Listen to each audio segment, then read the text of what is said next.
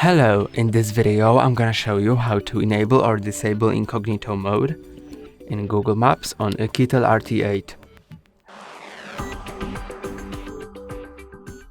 First, open Google Maps. Then, press on your profile icon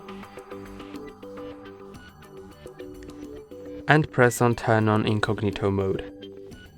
The app will reboot. And now,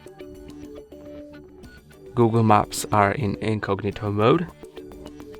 And you can also turn it off by pressing on Incognito icon and pressing on Turn off Incognito Mode.